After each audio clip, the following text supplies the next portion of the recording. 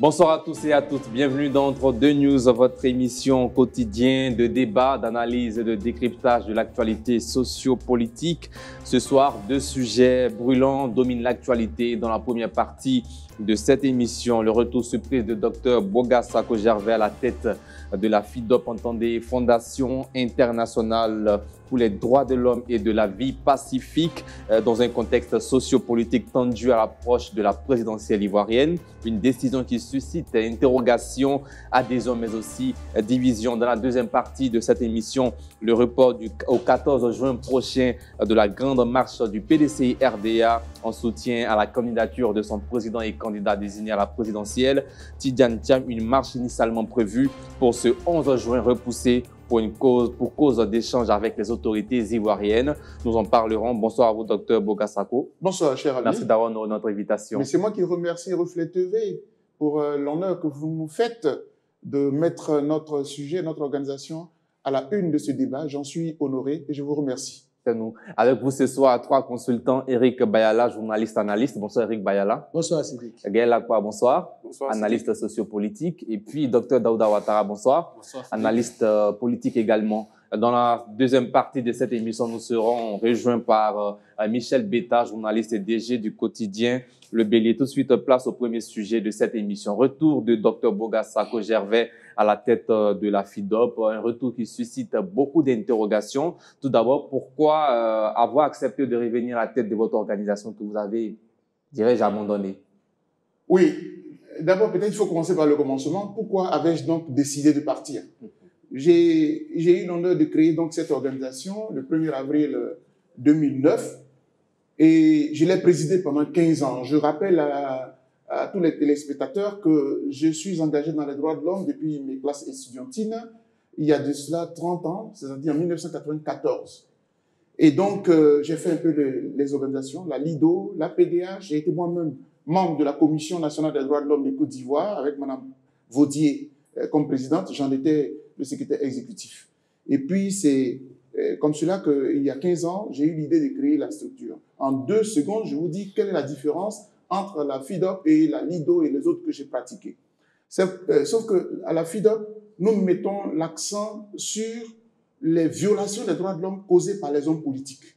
Cette précision est importante parce que très souvent, on me voit plus dans le milieu politique qu'autre chose. Mais c'est pour ça que j'ai créé la FIDOP.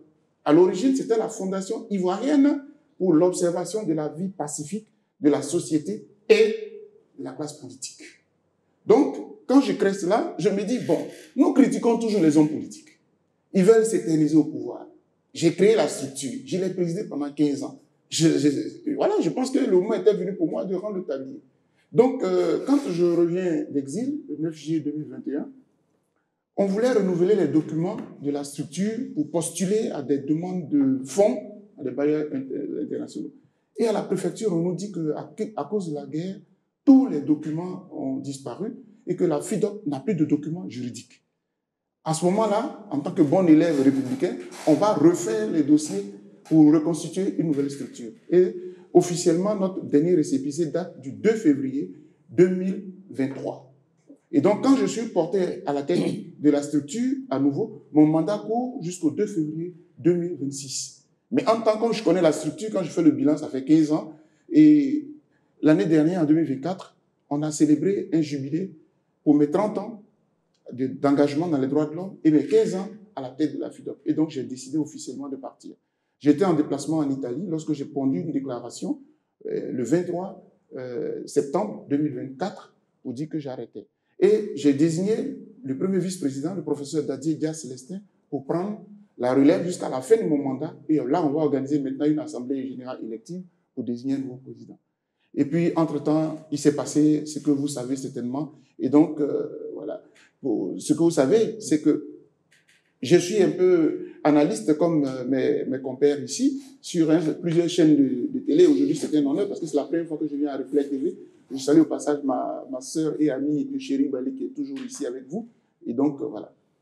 Mais les dernières semaines, pour ne pas dire les derniers mois, mes partenaires de votre chaîne concurrente, de NCI, ont pris l'habitude de me contourner et d'inviter directement mon secrétaire général sur le plateau.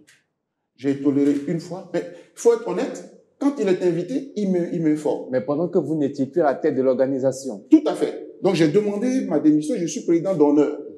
Et le président, par intérim, s'appelle professeur Dadier Dia Célestin.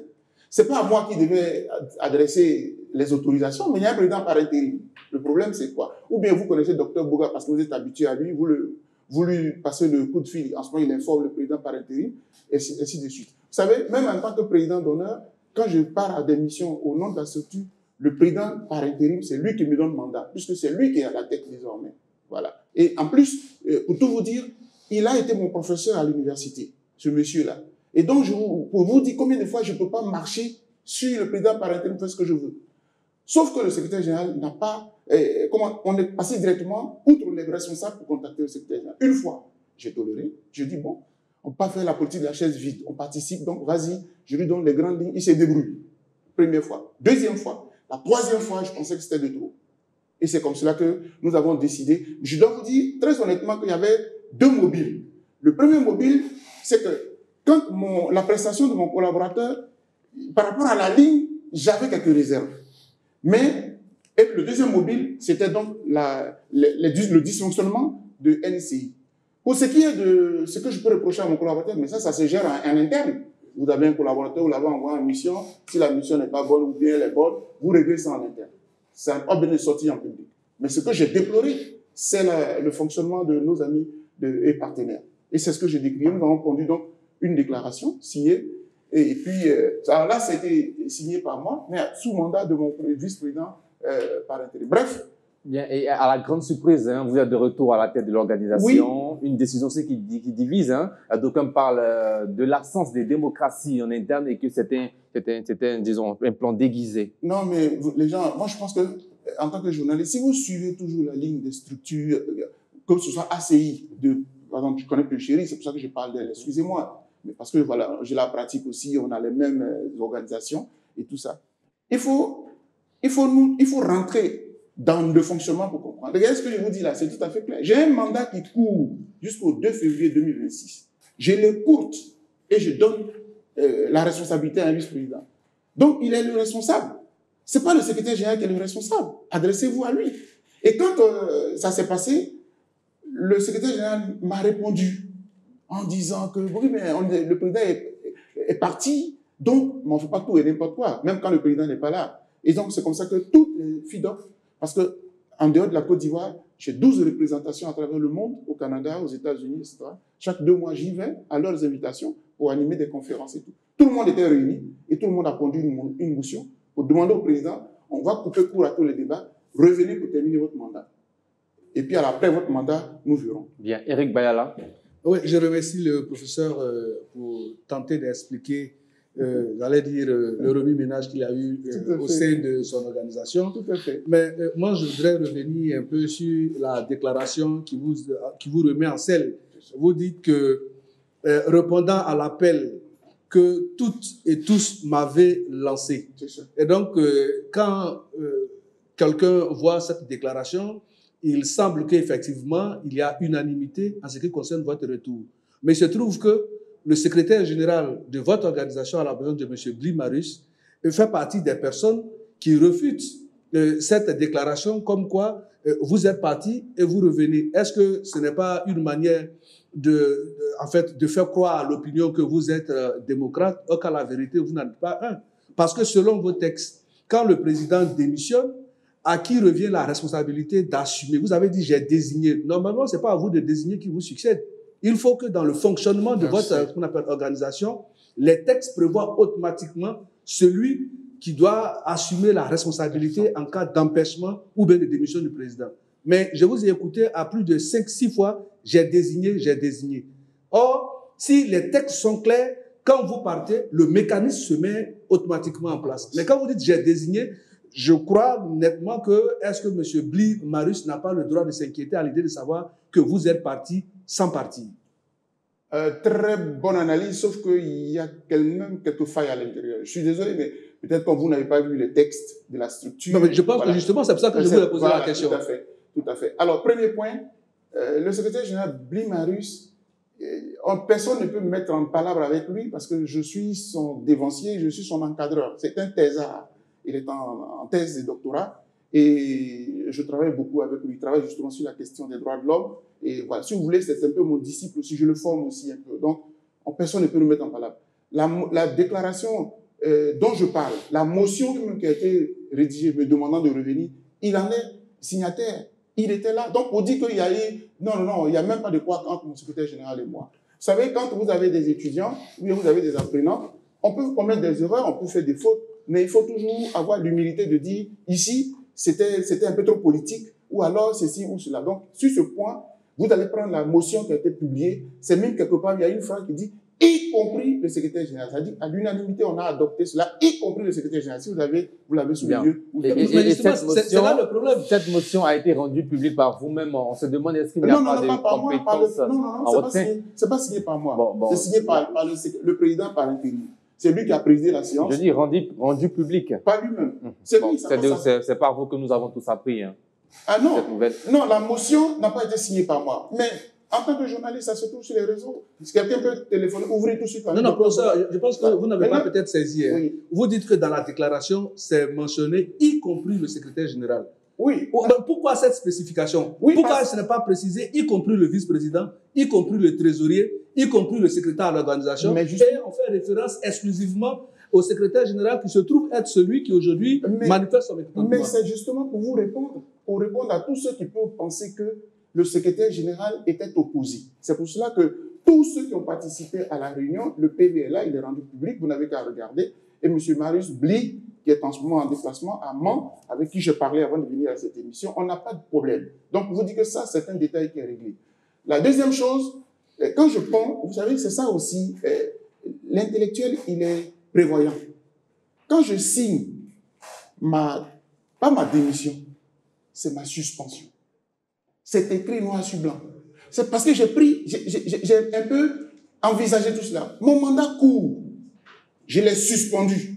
C'est pour cela qu'on n'a pas eu besoin forcément de faire une AG élective immédiatement. Mon mandat court, je le suspends parce que dans les textes de la FIDOC, le président, s'il part en déplacement, il peut confier la responsabilité à un des vice-présidents. Et en l'occurrence, c'est le premier vice-président par préséance. Vous voyez, et tout ce que je dis là, c'est sous le contrôle quand même de notre avocat, M. Hervé Boismené, qui lui-même aussi a supervisé, a assisté à la réunion. Donc, on fait tout ça dans les règles de l'art juridique. Donc, je voulais vraiment vous rassurer là-dessus. Et moi, j'ai pris des précautions, j'ai suspendu, et j'étais parti de bonne foi. Personne ne m'a demandé de partir. Mais, c'est un outil qui m'est cher. Vous savez, je revenais d'Israël, quand j'ai eu l'idée de créer la FIDOC. Je pouvais toujours être à la LIDO. Je pouvais toujours être à la PDH. J'ai créé la FIDOC avec une inspiration divine. Et je vais apprendre encore à votre téléspectateur que dans mon cursus universitaire, là, ce n'est pas les droits de l'homme que j'ai étudié. Je suis spécialiste de la langue française. Je suis professeur de lettres à l'université de Bouaké. Et l'université a instauré un cours de droits de l'homme que je donne aux étudiants de licence 3, en plus de toutes les universités privées. Ouais, donc, mais en même temps que je le dis, il faut que je dise aussi à nos étudiants, ce n'est pas parce que j'ai eu une vision extra, c'est une discipline de droit. Si vous n'avez pas étudié cela dans votre cursus, il faut apprendre. Et je me suis formé. J'ai été aux États-Unis et j'ai écrit 6 livres dans les droits de l'homme. Donc, sur la question, je suis désolé, mais toute modestie mise à part, je suis très à l'aise. Merci, professeur Gaël Akbar. Ensuite, Dr Daouda Ouattara. Moi, je vais aller direct. Qu'est-ce que vous reprochez de façon factuelle au secrétaire général lorsqu'il a été sur le plateau de NCI? Parce que nous autres analystes, chacun pourrait faire son analyse de son idée. Mais vous, qu'est-ce qui a motivé le fait que vous soyez en désaccord avec lui? Et puis après, ça, deuxième élément, est-ce que votre retour à la tête de la structure, à la suite de tout cela, est-ce que ça ne porte pas un discrédit sur votre organisation? D'abord, je commence par la dernière question, elle est la plus facile. Okay. Loin s'en faut, bien au contraire. Cette petite crise, ce n'est pas la première que j'ai connue. Il y avait une auparavant, quand je suis revenu d'exil, où 9 de mes collaborateurs, il y avait 52 membres dans mon bureau. Ici, comme à l'extérieur, on avait fait un grand bureau. Il y a 9 qui n'étaient pas d'accord, qui sont retirés. Aujourd'hui, comme toute attente, ce sont des amis qui sont en France, de ceux qui étaient partis même, qui se battent parce que la FIDOC. Qu'est-ce que je peux reprocher? J'avais voulu ne pas en parler, j'ai dit que c'est en interne. Mais vous me donnez l'occasion... Les téléspectateurs... Oui, bien sûr. Non, bien sûr, je suis tout à fait d'accord. C'est pour ça que je m'en vais. Et, vous savez, dans les droits de l'homme que j'ai étudiés et que j'enseigne, le principal violateur des droits de l'homme dans tous les pays du monde, c'est l'État. Parce que dans les principes, c'est l'État qui doit appliquer les droits de l'homme. Le droit à la santé, c'est l'État qui doit construire les hôpitaux. Le droit à l'éducation, c'est l'État, les écoles. Le droit au travail, c'est que quand j'ai eu mon diplôme, l'État doit tout faire pour que j'ai du travail. Donc quand ce n'est pas rempli, violation des droits de l'homme. Donc on accuse l'État. Quand j'ai fini de vous dire ça, vous allez comprendre toutes mes prises de position contre celui qui dirige l'État, en général. Quand un défenseur des droits de l'homme vient et qu'il dit que tout va bien dans le pays, vous savez, si moi je vous pose la question, je ne veux pas parler politique, parler du bilan du président Ouattara, mais vous dites, Dr Bouga, que pensez-vous de la société ivoirienne? Moi, je suis revenu d'exil, j'étais épaté. La Côte d'Ivoire a fait un bond. Il y a des routes, etc. Le pays est en chantier. Mais ça, c'est l'œil du citoyen ordinaire. Mais moi, je prends l'œil du défenseur des droits de l'homme. Est-ce que les libertés vont bien? Est-ce qu'il y a des prisonniers? Comment ça fonctionne? Est-ce que je peux m'exprimer librement? Parce qu'une chose est d'avoir des routes, des ponts, mais une autre est de permettre aux citoyens d'être... Regardez aujourd'hui, là, mon droit de vote. Je veux choisir entre tous les candidats. On me dit, attention, il y en a qui sont bloqués. Ça, je le dénonce. Parce qu'en matière de démocratie, il faut l'inclusivité. Vous voyez, parce que les droits de l'homme vont de pair avec la démocratie. Donc, quand je finis de vous dire ça, vous allez comprendre que faites la relecture de l'intervention de mon collaborateur. Je ne veux pas le critiquer, le juger, mais vous comprenez un peu que dans les principes, le défenseur des droits de l'homme, les vrais, regardez Amnesty International, regardez toutes les structures, c'est toujours le dirigeant. C'est à lui qu'on s'adresse. Et je dis. Merci, Dr Daouda Ouattara. Bien. Je vais répondre en suivant son premier propos. Si je comprends bien, il a dit qu'il a fait 15 ans à la tête de la FIDO. Ce qui veut dire qu'il veut passer la main, il veut créer la rupture. Bon dirigeant, ça c'est à saluer. Merci. Maintenant, le deuxième motif, si j'ai bien compris son propos, c'est non-respect de la hiérarchie de la part du secrétaire général. Oui, donc de la part de nos amis. Oui.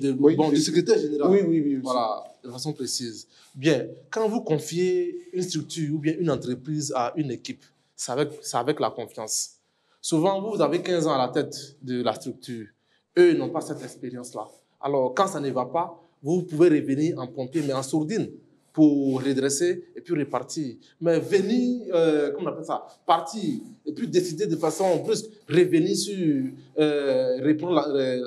reprendre la main, bon, c'est assez, la pilule passe un peu mal. Oui, tout porte à croire que sur mon thème, il y a une grande incohérence dans ce que vous faites. Alors, je note une grande incohérence dans ça. Parce que je remonte un peu plus loin. Le 21 août 2021, il y a l'intelligence d'Abidjan qui titrait que vous démissionniez de EDS. Ensemble, la démocratie et la souveraineté. En 2025, premier trimestre 2024, vous avez décidé de vous mettre en retrait. Vous avez confié la gestion de la FIDOP à une équipe. Mais en confiant la FIDOP à une équipe, il y a une raison profonde que peut-être que vous n'avez pas encore signifiée. Parce que moi, j'ai appris que vous êtes à la tête du DDH Afrique, qui fait partie de la CAPSI. Non, vous me laissez finir. Qui fait partie de la CAPSI. Alors que si ma mémoire est bonne, quand je lis dans vos textes, il est dit que la FIDOP est apolitique. Exact. Elle est apolitique. Donc, vous ne pouvez pas être à l'opposition et en même temps être à la tête de la FIDOP. Donc là, vous ne voyez pas qu'il y a une incohérence. Ça fait 2. Maintenant, de 3. Comment on appelle ça? Mi-2025, parce que peut-être Bli Marius a violé peut-être un code ou bien, bon, il n'a pas respecté la hiérarchie. Vous décidez de revenir, alors que la FIDOP, elle est apolitique. Est-ce que vous ne trouvez pas qu'il y a une grande incohérence dans tout ce que vous faites, dans votre démarche? Est-ce qu'il n'y a pas une grande incohérence? Merci, docteur. Je vais éclairer toutes les lanternes. Je suis fondateur de 2 structures. La FIDOP dont nous parlons, mais il y a aussi Grad Afrique, le groupe de réflexion et d'action pour la démocratie et les droits de l'homme. Cette organisation-là, je l'ai déclarée aux États-Unis, dans l'État du Delaware. Les papiers existent, etc.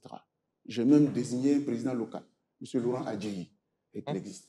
Et c'est cette structure-là qui est un peu hybride, à la fois qui défend les droits de l'homme, mais qui peut se permettre de prise de position politique. C'est avec cette structure-là que nous avons créé EDS. Parce que EDS dont vous parlez, Ensemble pour la démocratie et la souveraineté, c'est une coalition dans laquelle se trouvaient des ONG, des partis politiques, des citoyens ordinaires. C'est comme ça qu'on a créé EDS. Je suis un membre fondateur. Et j'en ai été le 5e vice-président chargé de la démocratie et des droits de l'homme. Le président fonctionnaire, c'était le Georges Aman-Onyen. Mais cette structure, elle était trop politiquement engagée pour défendre M. Laurent Gbagbo, M. Blé Goudé, etc. Donc, quand moi je reviens en Côte d'Ivoire, je démissionne parce que c'était un combat dans une période donnée. Et voilà. Donc, ça n'a rien à voir. Ici, nous parlons de la FIDOC, qui est une structure qui se veut apolitique. Et je l'ai dirigée, j'ai passé la main. Il se trouve qu'il y a des problèmes. Tous les membres se réunissent, ils disent. Et puis moi, le problème qu'il y a, qui coupe court à tous les débats, c'est que j'ai un mandat qui courait. Et en plus, je n'ai fait que suspendre ma présidence. Docteur, là, je vous arrête. Vous savez pourquoi je vous ai posé cette question? Dites-moi. C'est à cause de votre appartenance à CAPSI. Oui, je vais y Parce répondre. que vous appartenez à mais CAPSI. ce n'est pas vrai. À partir du moment où vous appartenez à CAPSI, vous êtes politique. Vous avez une position partisane. La FIDOC est apolitique, n'est-ce pas? Restez loin de la structure qui est apolitique. Si vous avez une position partisane actuellement, est-ce que ce n'est pas mieux de rester loin de la FIDOC, laisser la FIDOC faire ce qu'elle a fait plus bon? Maintenant que je vous ai écouté, je vais vous répondre calmement. La FIDOC n'est pas membre de CAPSI. Ce n'est pas vrai. Et quand j'ai fini de dire ça, débat est clos. C'est pas vrai. Allez-y, ils sont là. Madame Gbagbo est là. Tout le monde est là. Allez-y lui demander. On n'est pas membre. Le gouvernement de Côte d'Ivoire a sorti une ordonnance du 12 juin 2024, qui est devenue loi. Elle a été adoptée, cette loi-là, le 19 mars, qui dit, article 1er, la société civile, dite apolitique, en aucun cas ne doit se mettre ensemble avec les politiques. L'ordonnance, on l'a combattu avec Pichéric Balé, on a fait tout le tour. Ça a été voté. Il y a eu des débats. C'est sur cette base-là que les rapports, parce que rappelez-vous, on a signé une tribune au PDCI-RDA pour demander qu'il y ait des élections transparentes avec tous les leaders politiques. Depuis ce temps-là, quand l'ordonnance-là a été transformée en loi, parce que, écoutez, je suis un responsable. Une loi, et ça, il faut que les gens le comprennent. Vous n'aimez pas une loi, mais aussi longtemps qu'elle n'a pas changé, elle demeure loi. C'est au nom de cette loi-là que nous nous sommes retirés. Merci, docteur. Donc, la FIDOC n'est pas membre. Oui, moi, je voulais poser une question tout à l'heure. Quand il a parlé de le droit du citoyen qui voudrait participer à une élection inclusive, et on lui dit qu'il y a des candidats qui ne participent pas à cette élection parce qu'il y a absence de démocratie. Mais est-ce qu'on peut convoquer à un débat public la notion de la démocratie et faire fuir des principes de justice? Très bien. La justice en politique. En fait, c'est ce grand débat, on peut en faire un débat. Bon, en fait, non, la nuance, elle est vraiment de taille. Elle semble peut-être, le fossé semble ne pas être bien perçu. Mais je dis, est-ce qu'on peut parler de démocratie et s'éloigner du principe de la justice? Oui. C'est différent de la justice en politique. Non, je dis c'est les deux tandems, en fait. Justice, démocratie. Je vais vous répondre. La démocratie, c'est à la fois un esprit, c'est à la fois la lettre. La lettre, ce sont les textes qui fondent la démocratie. Donc, je suis d'accord que dans les textes, quand tu es exclu par un juge, etc. Cher ami, parlons donc de justice. L'État de Côte d'Ivoire dit, M. Laurent Gbagbo a subi un procès, d'abord en contumace, le procès, on peut faire un débat là-dessus, mais dont acte. En droit, dont acte, passons. Donc, il est condamné à 20 ans, et ça encore, il y a un détail, parce que même les juges, là, ils savent que la question des droits civiques, elle est tellement importante que quand un juge dit « je vous condamne à 20 ans », assorti de la privation de vos libertés, vos droits civiques, il faut qu'il écrive ça, parce que les droits civiques, quelqu'un peut être condamné puis il veut voter. En prison, là-bas, on vote. Hein. Mais quand le juge ne veut pas que vous jouissiez de ce droit, il le signifie dans la décision. Ça n'existe pas. Premier élément. Mais je vais aller plus loin. Justice pour justice. Nous, on a signé des accords. La justice de Côte d'Ivoire me condamne à 20 ans. Mais quand je saisis une justice supranationale, comme quand on va à la CPI, qui est une juridiction supranationale, et quand elle sort, la juridiction en question, c'est la Cour africaine des droits de l'homme et des peuples. Elle dit, en 2020, en septembre, elle sort un arrêt pour dire, les messieurs appelés Laurent Gbagbo et Guillaume Soro, remettez-les sur la liste électorale. Où est le droit en soi? Et mon pays répond, non, nous sommes un pays souverain, nous n'allons pas appliquer cette décision. Mais c'est du droit. C'est pour cela que nous considérons que la question de certaines personnes qu'on a radiées ne relève même plus du droit. Ça relève carrément du politique. Merci, docteur. Oui, on prendra malheureusement une dernière question. Le temps est épuisé, mais on ne pourra pas répondre celle de Guelapa. Docteur, vous allez répondre rapidement en 1 minute à sa question. Allez-y rapidement. Je vais sortir un peu de... Mais on reste toujours à la société civile. On a l'impression qu'on n'a pas de société civile forte en Côte d'Ivoire. Alors que la société civile doit être le contre-pouvoir face aux politiques. À ce moment, quel commentaire pouvez-vous faire là-dessus? Non, le commentaire, c'est que notre société, la démocratie... Je complète qu'on a l'impression que tout le monde est encarté. Chaque parti politique appartient, chaque société civile suit forcément un côté politique. Voilà, donc qu'est-ce que vous pouvez dire? C'est clair. Bon, ça fait un deuxième élément après, mais bon. Moi, je voulais vraiment vous dire, quand vous comparez avant l'AES, prenez le Mali, le Burkina, le Sénégal. Voici des pays où la société civile est beaucoup plus forte par rapport à nous.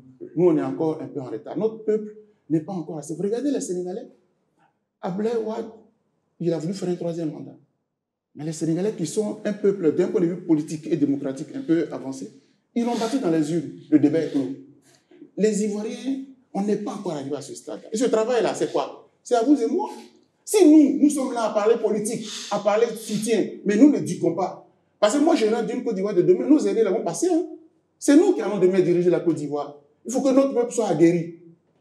Il faut que notre peuple soit mûr. Merci. Que, voilà, merci, docteur. Je voulais juste rappeler la décision qui a été prise. On a un temps qui a épuisé. Justement, mais il y a l'article 12 du Code électoral qui est bien précis, qui dit que la décision du juge en ce qui concerne la radiation de quelqu'un sur la liste est ne susceptible d'aucun recours. Et donc, même si on a fini de prendre ce qu'on appelle cet arrêt-là au niveau supra, comme vous l'avez dit, pour que ça s'applique, il va falloir qu'on puisse modifier l'article 12 du Code électoral. Faut-il le faire pour faire plaisir à un individu? Je ne pense pas que l'intérêt d'un État se résume à faire plaisir à des individus, mais il s'agit de conduire une politique d'ensemble. On vous fait 30 secondes là-dessus. 30 secondes pour un individu. Mon pays a fait le tour de l'Afrique et on a pris une ordonnance pour que M. Ouattara soit candidat. Si on l'a fait pour Pierre, on peut le faire pour Paul. Et j'ai dit. Merci, professeur. On va marquer une courte pause. Docteur Daouda Ouattara, merci à vous d'être passé sur ce plateau. La réclame publicitaire, c'est maintenant. Le débat se poursuit. Michel Betta, bonsoir. Merci de nous avoir rejoints. Bonsoir. Alors, initialement prévu ce mercredi, la marche du PDCI-RDA de soutien à la candidature de Tidjane Thiam, radié de la liste électorale, a été reportée au samedi 14 juin prochain.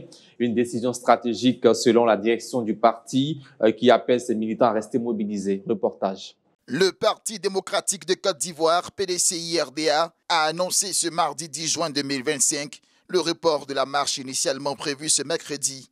Cette manifestation visait à soutenir la candidature de Tidjane Thiam et à protester contre sa radiation de la liste électorale. Une nouvelle date a été communiquée par la direction du parti. À la suite de nos entretiens avec l'autorité préfectorale du département d'Abidjan, ce mardi 10 juin 2025, la grande marche de soutien à la candidature du président Tidjane Thiam et de protestation contre sa radiation de la liste électorale est reportée au samedi 14 juin 2025 à 8 h, suivant le même itinéraire qui part de l'espace Sokosé aux 2 plateaux dans la commune de Cocody, au siège central de la commission électorale indépendante. La direction du PDCI appelle militants et militantes et sympathisants à demeurer mobilisés. Elle invite également à une forte participation à la manifestation une fois la nouvelle date confirmée. La haute direction du PDCI-RDA invite les militants et sympathisants à demeurer mobilisés et à participer massivement à cette marche en vue d'obtenir des conditions favorables à des élections inclusives, apaisées et transparentes en Côte d'Ivoire. Pour le PDCI-RDA, cette mobilisation dépasse le simple cadre d'une marche. Elle est présentée comme un acte de résistance face à ce que le parti perçoit comme une tentative d'éviction de l'un de ses principaux dirigeants. Il y a une question à Michel Betta. Que symbolise cette mobilisation autour de la radiation de Tidjane Thiam? Non, elle n'a d'autre sens que de montrer que le PDCI, plus que jamais, aspire à diriger ce pays-là reprendre les rênes du pouvoir et puis conduire la Côte d'Ivoire à cette trame glorieuse qu'on a connue du temps du régime PDCI. Mais il faut le dire, cette marche-là aussi est le symbole de la détermination des militants du PDCI parce que lorsque a été sortie la liste électorale le 4 juin dernier, le 5 déjà, le secrétaire exécutif du PDCI a fait une déclaration dans laquelle il a appelé les militants à rester mobilisés et à être prêts à occuper la rue.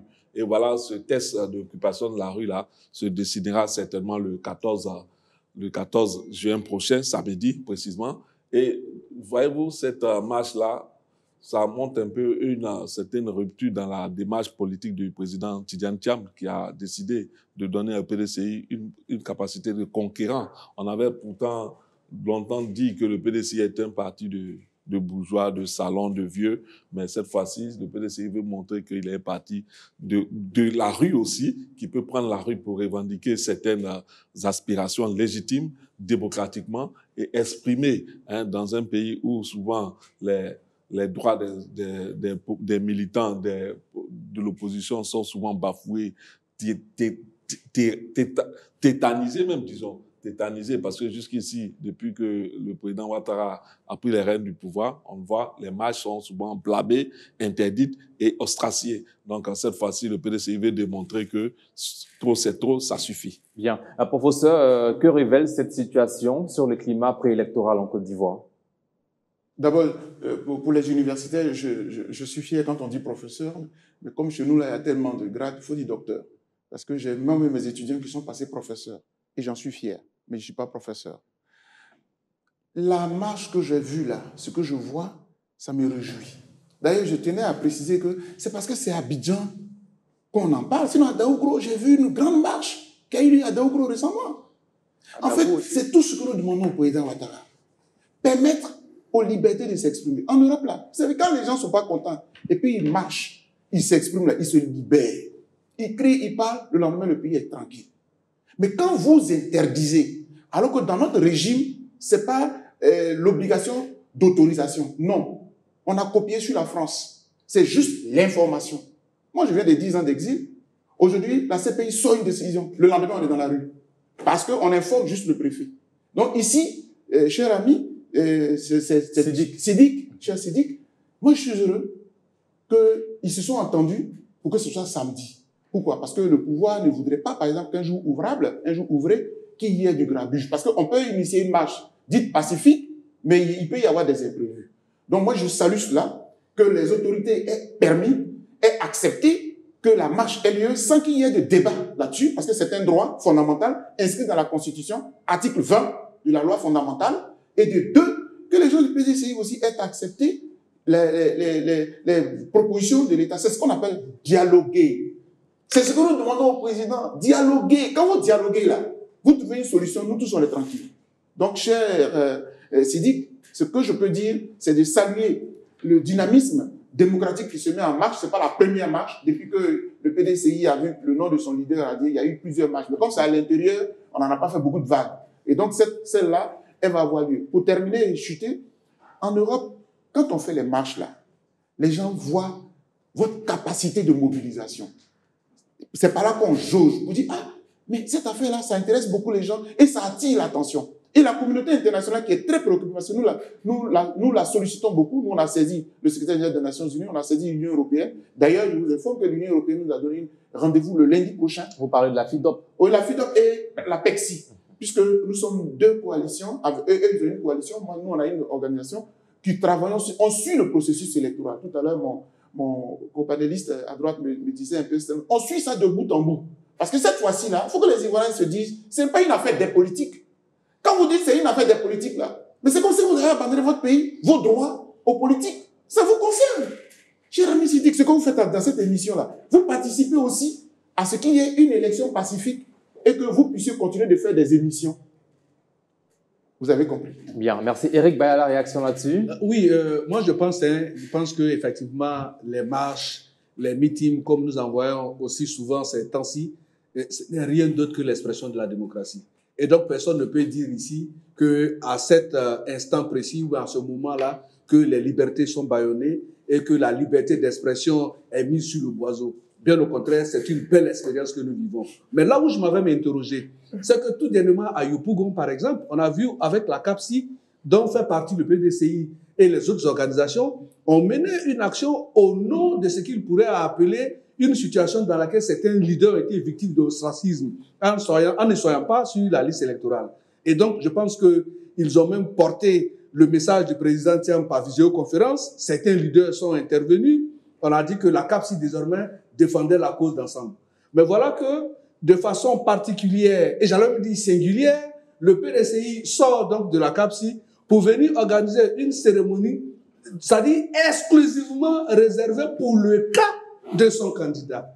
Et donc, vous voyez que quand on est en face de cette qu'on appelle, opposition, qui n'est pas capable de s'assumer, qui n'est pas capable de fédérer les énergies pour lesquelles ils sont convoqués eux-mêmes pour porter d'une même voix une cause, mais il y a à désespérer.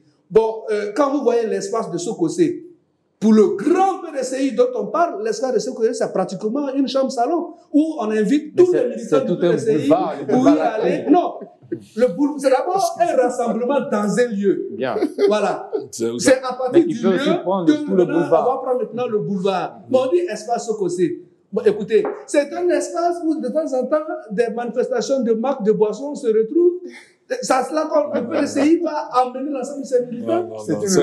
Je pense que c'est bien. Alors, est-ce que selon votre lecture, cette démarche peut inverser la tendance autour du débat sur la radiation?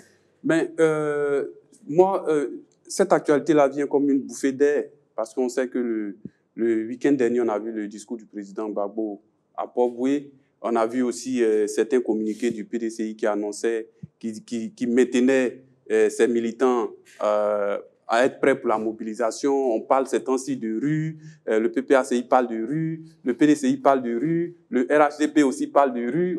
Finalement, on dirait que tout le monde se donne rendez-vous dans la rue. Et ça fait peur aux Ivoiriens. Je ne me souviens pas avoir vu un communiqué du RHDP. Eric, on ne va pas rentrer. Quand les différents leaders s'expriment, tout le monde parle de rue aujourd'hui. Que ce soit voilà, tout le monde parle de la rue. Donc, ce n'est pas une affaire de communiquer. C'est pas. Attends, je vais. Donc, on est dans quel contexte? Dans un contexte vraiment sensible où tout le monde est déjà presque dans une certaine psychose. Donc, quand le PDCI dit qu'il va faire une marche le 11 et que les responsables vont rencontrer les autorités et puis on décale à 3 jours, donc le 14, je pense que c'est un bon signe. C'est un bon signe d'organisation. Ça montre que le PDCI est un parti qui est ouvert à la discussion. Il y a le dialogue et puis il y a la négociation. C'est par la négociation qu'ils ont pu tomber d'accord. Et puis vous savez aussi les autorités, pour une telle marche, moi, je pense que c'est une marche qui va mobiliser plusieurs personnes. On peut aller à 5 000 personnes, on peut aller à 10 000. Voyez-vous un test de popularité pour Tidiane Thiam? Oui, c'est un test. Mais effectivement, au-delà même du test aussi, il y a le test aussi au niveau des autorités. Parce que les autorités policières doivent encadrer la marche, doivent pouvoir suivre tout ça. Donc, on ne se lève pas comme ça en un jour pour le faire. Et ces 3 jours-là aussi permettront au PDCI d'encore plus faire passer leur message, de mieux s'organiser pour que les choses se passent bien. Donc, stratégiquement, le PDCI gagne, les autorités aussi gagnent. C'est au bon plaisir des populations qui ne veulent pas de troubles. Bien, Michel Betta, l'itinéraire choisi traduit aussi un message. Oui, il s'agit de rappeler à la CEI qui a été celle qui a publié la liste électorale que la radiation de Tidiane Thiam est difficilement inacceptable par les militants du PDCI qui ont appelé aussi, il ne faut pas oublier, tous les Ivoiriens soucieux de défendre le droit des populations, le droit à la liberté d'expression, le droit à la liberté aussi de vote, de rejoindre le PDCI. Donc, je pense que même si le PDCI ne dit pas que la marche appartient aux autres partis de la CAPSI, il a fait une ouverture pour que ceux-ci aussi se joignent à eux. Donc, tout cela mis ensemble montre qu'aujourd'hui, les partis de l'opposition sont dans une autre dynamique. On a entendu Laurent Gbagbo qui a promis aussi prendre la rue.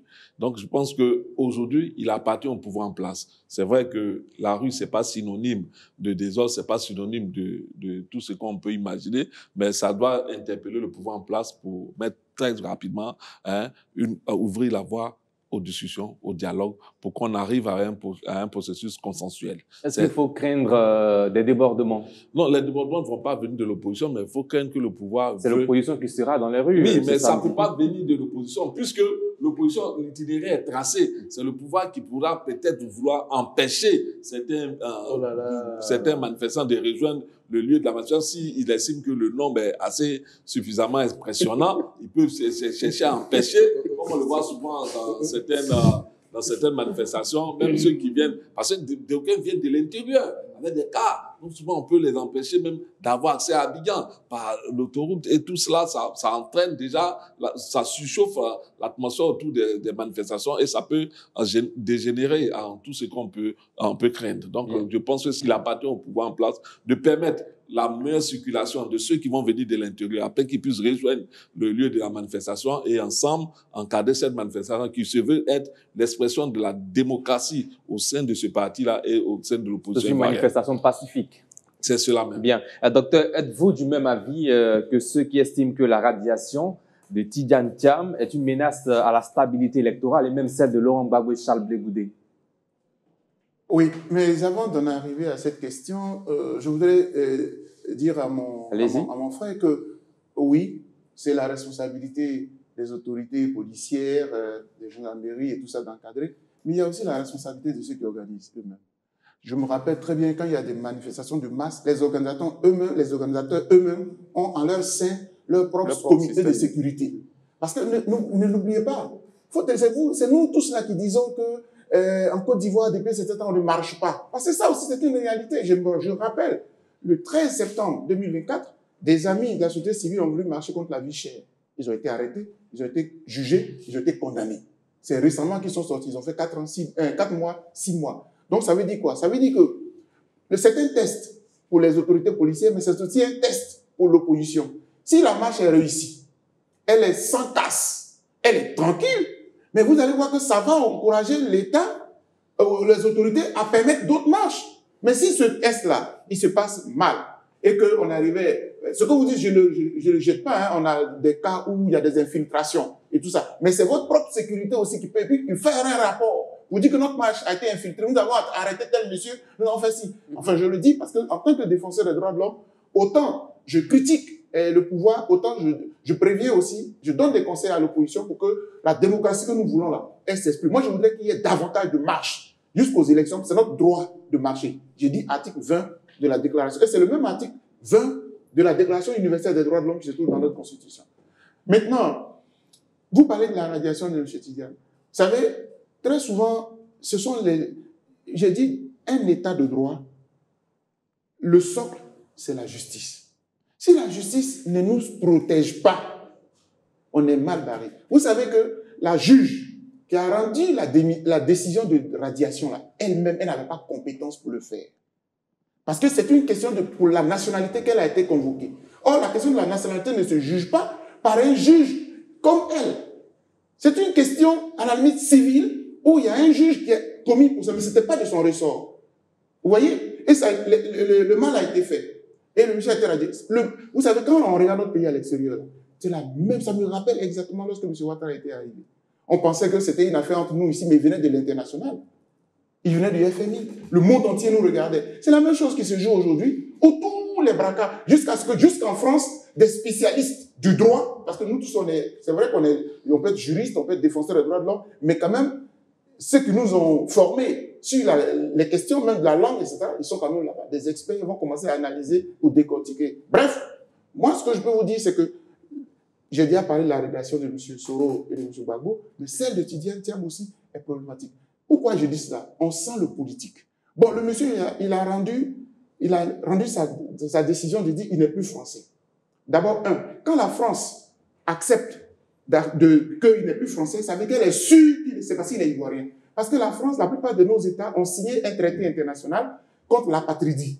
C'est-à-dire que si tu ne veux plus être français, est-ce que je suis sûr que tu es au moins ivoirien? En ce moment, je dis OK. Ils ont dit OK. Mais s'ils ont dit OK, une juge ne peut pas lui refuser cette nationalité. Puisqu'il est sauf accent, immédiatement il est français, il est ivoirien. Elle a refusé. Deuxièmement, pourquoi on ne peut pas nous donner une RLE? Parce que si vous faites une RLE, la révision de la liste électorale, Mais comme il est devenu ivoirien là, il rentre sur la liste électorale. C'est tout ça là que nous on analyse pour dire il y a anguille sous roche. Et que l'élection là, elle n'est pas inclusive. Pour chuter, moi je voudrais que le président Ouattara regarde. Et que cette élection là, qu'on aille à la fête. Et que tous les candidats là, ils se présentent. Le RHDP est fort, non? Il va les écraser. Et j'ai pensé, hein. Bien. Eric Bayala. Oui, mais en fait, je pense que sur la question comment on appelle ça, de M. Tidiane Tam, je parle là sur le contrôle de celui qui a appris le droit. Et moi, franchement, le droit de l'homme, mais qui est une antichambre de la question du droit. C'est du droit. N'est-ce pas? Mais pour dire que je ne pense pas que la question soit alignée au même palier. Voilà, au même palier, parce que souvent, il y a des vérités qui mentent. Parce que le problème... Ah, c'est joli ça. Voilà, parce que le problème aujourd'hui, il ne s'agit pas de qu'est-ce qu'on doit faire pour que M. Tidiane Tam arrive à recouvrir totalement la question de la nationalité.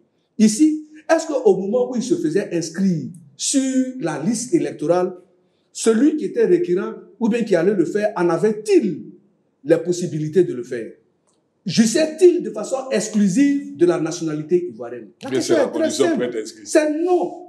Il avait la double nationalité. C'est la condition pour être inscrit. Donc, dès l'instant où il a la double nationalité, pendant que le principe de la double nationalité en Côte d'Ivoire, il y a des j'allais dire, c'est bien stratifié. Ce n'est pas de façon, parce que vous avez la nationalité d'un autre pays, que de facto, vous avez la double nationalité. Là, c'est faux. Et donc, le monsieur, en s'inscrivant sur la liste électorale en son temps, en 2022, il avait encore dans la poche droite la nationalité française. C'est de son propre chef, devant tout le monde, qu'il est allé relier à sa nationalité française.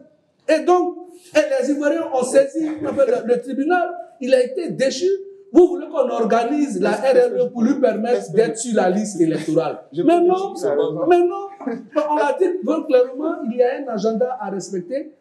C'est quand nous sommes, il y a seulement 4 jours où la liste définitive de listing électoral a été, qu'on appelle, publiée. Le 4 juin. Bon, le processus lui-même, il a commencé il y a combien de temps? Oui, bien sûr. Donc, si on commence une RLE maintenant, mais c'est sûr que de façon constitutionnelle, on ne pourra pas tenir à date. Merci Eric Bayala. Et puis, à côté de cela, tous les différents... Même si on commence, il n'y a même pas de certificat national. Merci. Allez-y, 30 secondes. On arrête un peu avec cette histoire. Non, 30 secondes, comme il m'a pris comme référence, sur la question de la RLE, la chère amie, 2020, bas en brèche, c'est ce que vous venez de dire. 2015, bas en brèche. C'était en juin qu'on a fait la dernière RLE pour une élection d'octobre. Donc, en fait, soyons cohérents. Il y a la jurisprudence. On l'a déjà fait. Pourquoi vous dites qu'on ne peut pas le faire? Et puis en plus, on a décaissé de l'argent. Notre argent, on a mis à la disposition de la CEI près de 27 milliards pour ça. Il a mis ça dans le budget. Donc, vraiment, il y a des taux mérites contre le président de la CEI. Moi, je ne veux pas revenir là-dessus. Merci, Gaël Lapa. Tu passes. Bien. Alors, une question pour vous. Finalement, est-ce que les rues sont les seuls espaces d'expression désormais pour l'opposition ivoirienne? Non. Il y a plusieurs... C'est le constat. Non, des meetings, des manifestations dans les rues. Si vous voulez, dans le fonctionnement des organisations, tout va crescendo. D'abord, ils font des communiqués, des conférences de presse et tout. C'est quand on finit tout ça qu'effectivement on se retrouve à la rue. De la rue, on se retrouve sur la chaise pour la discussion. Très souvent, c'est comme ça. Michel Betta. Non, mais la rue, moi je pense qu'il faut voir la rue comme l'excès, c'est-à-dire que l'opposition arrivait à un niveau où il a excédé. Il a excédé en ce sens qu'il a d'abord adressé des courriers au pouvoir sans réponse. Au moins, même si on lui avait répondu, sans réponse. Il a donc adressé des conférences de presse pour prendre l'opinion à témoin. Il n'y a jamais eu de réponse, d'appel même à un début de dialogue. Il a fait des meetings pour dénoncer ce qu'il considère comme une violation flagrante de ses droits. Il n'y a pas eu d'action de la part des autorités. Aujourd'hui, la marche, moi je dis, il faut éviter même que la marche même se tienne. Hein? Il faut arriver à des négociations. Parce que, n'oublions pas... Mais éviter la marche. Non, quand je dis éviter, on aurait pu anticiper en discutant, en allant écouter la marche. Je n'ai pas dit... Moi, il y a bien envie de voir la marche. Vous conseillez donc au PDC RDA de suspendre cette marche? C'est pas d'excéder. Les partis de l'opposition sont excédés. Je l'ai dit tantôt, et je pense que c'est sur ce plateau. J'ai dit, aujourd'hui, l'opposition doit monter une démarche très démocratique qu'il faut la saluer. Parce que c'était pas comme ça en son temps, quand ceux qui étaient au pouvoir, c'était dans l'opposition. Ils menaçaient le pouvoir, pouvoir. Il faut les rappeler ces propos dangereux qui ont été tenus par le président actuel quand il était dans l'opposition. Qui continue toujours avec certains leaders politiques. Non, ça ne ressemble même pas, ce n'est même pas identique. Il ne faut même pas comparer les propos du président Ouattara quand il était dans l'opposition à ceux des Non, ce n'est pas une comparaison. C'est pas une comparaison. Parce qu'il y a une certaine certaine crispation du climat sociopolitique ivoirien avec les discours de part et d'autre pouvoir-opposition. Non, je dis que l'opposition aujourd'hui, dans sa démarche, se montre plus respectueuse du pouvoir en place. Bien. Ce n'était pas le cas auparavant. Quand on dit à un pouvoir, je vais frapper ce pouvoir moribond au moment opportun, il tombera. Tu penses que ça, là, on peut le dire aujourd'hui? Quelqu'un veut défendre ses droits, c'est normal qu'il dise je vais me retrouver dans la rue pour défendre mes droits. Bien. On termine avec vous, docteur Eric Bayala, en 30 secondes chacun, sur le ton des discours politiques ces derniers mois, sinon ces derniers jours, en Côte d'Ivoire, à l'approche de la présidentielle. Ah non, les tons, comme vous avez dit, les tons, ils sont très inquiétants. Et ça avait déjà commencé. J'avais fait même une sortie chez vous, certains de vos confrères, lorsque le ministre Seredo avait commencé à rappeler les questions de nationalité parlant de M. Tidjane. C'est pas bon, c'est pas des bons exemples. La question de la nationalité nous a trop divisés. Moi, je pense, et j'ai écrit mon dernier livre, c'est quoi un président de la République? Ce n'est pas une question de nationalité, c'est une question d'amour pour son pays. Et je pense qu'il faut qu'on évolue. Et donc, le fait que le ministre l'ait rappelé la fois dernière, c'était pas bon, et ouais, que ça a fait un peu remuer les vagues. Aujourd'hui, ce que je voudrais dire en ajoutant à ce que mon copanéliste vient de dire, c'est que les marches ont aussi une fonction de mettre la pression. N'oubliez pas que M. Tidjane Thiam est allé à l'ONU, hein. Il est allé saisir le Conseil national des droits de l'homme depuis les Nations Unies pour dire que ce n'est pas seulement les marches. Pendant qu'on fait la marche, il y a des actions qui sont en cours aussi. Mais la finalité de la marche, c'est là où je vais terminer. Pourquoi on marche? Monsieur le Président, on veut qu'il y ait un dialogue. Parlez-vous, et puis nous, on va dormir tranquille. C'est tout ce qu'on veut vous demander. Moi, je suis venu m'asseoir ici, là. C'est pour terminer par ça. Et j'ai dit. Bien, Eric Bayala. Oui, en fait, je pense que c'est peut-être... 30 secondes aussi. Oui, merci bien. Et comme je l'ai dit, hein, peut-être que c'est la Providence qui voudrait qu'à chaque fois que le docteur finit, c'est à moi de rebondir. Là, il a remis un peu en lumière les propos du ministre Seredo, pour lesquels il n'a pas été d'accord, mais en tout cas, pour une question de parallélisme et de intellectuelle, il était d'accord également quand on parle de ce que M. Seredo a dit, et qu'on ne refait même pas ce que M. Laurent Gbagbo a dit il y a seulement quelques jours. Il dit les propos de la Non, de façon nominative. Si vous avez dit Seredo, il aurait fallu pour vous, par une intellectuelle, dire je ne suis pas d'accord également avec les propos de M. Laurent Gbagbo, qui dit que quand on vient chez moi, me trouver chez moi en Côte d'Ivoire et qu'on veut me pétiner, qui viennent donc d'ailleurs. Pendant que vous dites que la question de la nationalité n'est pas convoquée lorsqu'on parle de compétences pour diriger la Côte d'Ivoire. Non, c'était justement une question qu'on appelle hétéronégative. Donc, pour revenir rapidement... Non, c'est terminé, malheureusement. Gaël Akpa, je vous accorde 20 secondes pour terminer. Bon, moi, je vais juste dire que la marche, pour revenir sur ce que Beta disait, il ne faudrait pas qu'on ait à l'esprit qu'une marche, c'est un mauvais truc. Du genre, il y aura c'est comme si c'était la guerre. Non. Une marche de 5 000 personnes, 10 000 personnes, bien encadrées, ça son pesant d'or. C'est ça la démocratie. Quand on verra ça en Côte d'Ivoire ici, on saura que nous sommes passés à un autre niveau. Donc, effectivement, à la fin de cette marche, on pourra savoir quelle est la force même du PDCI et de l'opposition. Maintenant, c'est devant cette force-là. Merci, Gaël. C'est devant cette force-là que sur le Merci bien. dialogue. Place maintenant au carton. Si vous avez échoué, vous aurez échoué. Voilà le premier carton rouge de cette émission. On voit qu'il est prêt, Michel Beta. Carton rouge.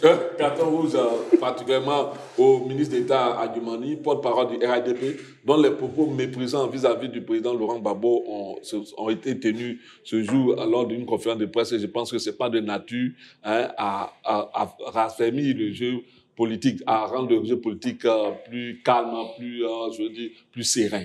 C'est de nature même à envenimer la situation politique. Gaël Akpa, carton rouge. Carton rouge encore, ce n'est pas la première fois que je fais ce carton rouge-là contre les violences, les menaces, incitation à la violence, intimidation sur les réseaux sociaux. Les gens sont très violents et sauvages sur les réseaux sociaux. Ce qu'ils ne sont pas dans la vraie vie, c'est ce qu'ils sont sur les réseaux sociaux. Vraiment, carton rouge encore. Que chacun mette un peu d'eau dans son vin ou bien dans son nyamakoudji.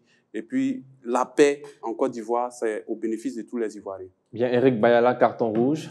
Ah oui, mon carton rouge, c'est à l'endroit de tous les hommes politiques.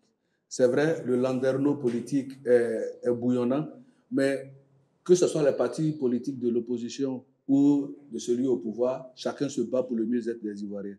Il faut que cette maxime-là puisse guider les actions des uns et des autres et que les gens travaillent à la culture de la paix.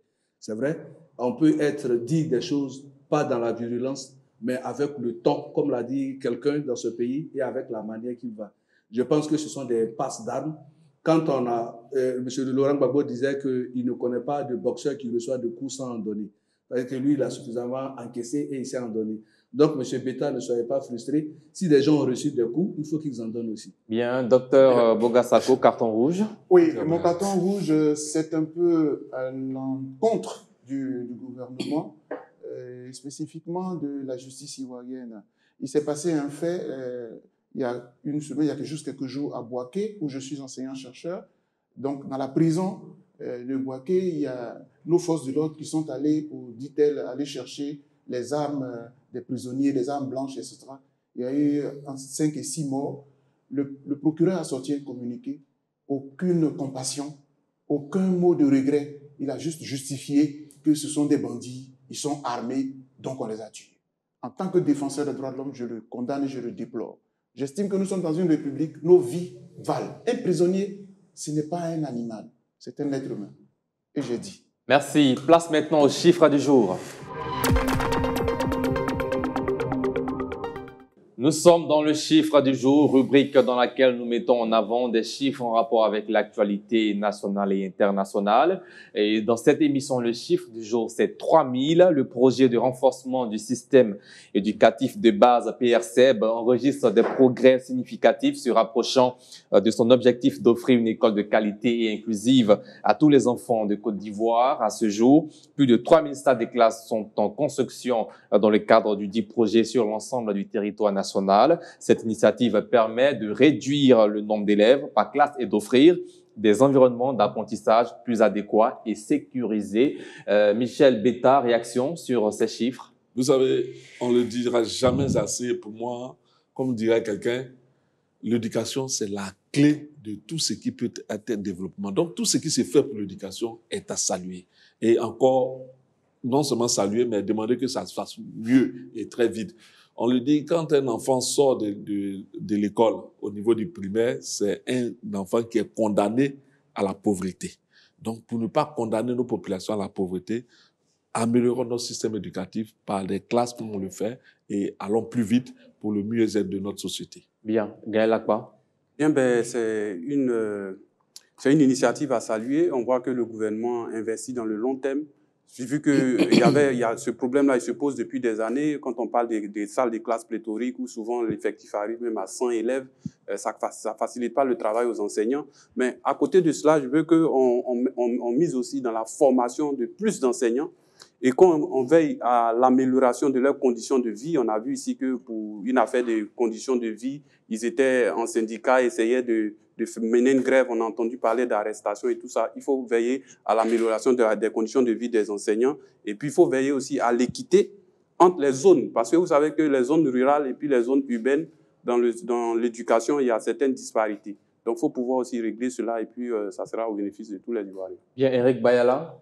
Bon, je pense que c'est vraiment à saluer 3 nouvelles salles de classe en construction. 3000. 3000, pardon. Ah, voilà, vous ne croyez pas si bien dit, cher frère Beta Michel. Et je pense que c'est le docteur qui va s'estimer heureux parce qu'il a dit le droit à l'éducation fait partie des droits fondamentaux qui ont été prononcés par la Déclaration universelle des droits de l'homme de 1948. Mais justement, vous comprendrez que le gouvernement du président Alassane Ouattara se bat, non pas dans la rue, mais se bat pour offrir une éducation, se bat pour construire des écoles, se bat pour construire des routes, se bat pour le bonheur des Ivoiriens. Et je pense que c'est cette bataille-là pour laquelle les Ivoiriens l'ont élu à la tête de ce pays, eux non pour donner rendez-vous dans la rue pour que les Ivoiriens s'entretuent entre eux. Eric, on passe dans les rues pour terminer, réaction sur ces chiffres, 3000 salles de classe. Non, mais c'est bien qu'on termine cette émission sur une note de gaieté quand même. Oui, on ne peut pas être rabat-joie. Il faut saluer cela. Il faut saluer. Quand c'est bon, on ne peut pas dire que c'est pas bon. Et puis, c'est vrai, je suis d'accord aussi avec mon jeune frère quand il a dit qu'en même temps qu'on améliore les salles de classe, les infrastructures, il faut améliorer aussi la vie des enseignants, parce que ce sont eux qui donnent le savoir. Donc le cadre peut être bon, mais il faut que les enseignants soient motivés. Chers frères, quand c'est bon, là, on va dire que c'est bon. Mais la rue, là, ça participe aussi. C'est bon. Mais on passe dans la rue, voilà. Bien, merci pour cette belle image qui montre que malgré nos divergences politiques, ethniques et religieuses, nous restons tous des Ivoiriens. Merci à vous, Dr Bogassako, d'avoir répondu à toutes nos questions. Je vous en prie. On espère vous revoir très prochainement sur ce même plateau pour d'autres débats. Bien sûr. Merci à vous, Eric Bayala. Merci, Gaël Lakba et Michel Beta. Chers téléspectateurs, fin de cette émission. Merci de votre fidélité ce soir. L'actualité nous a rappelé combien les équilibres sont fragiles à l'approche des échéances électorales. Portez-vous bien et faites très attention, que Dieu veille sur vous. Et sur la Côte d'Ivoire, bonsoir.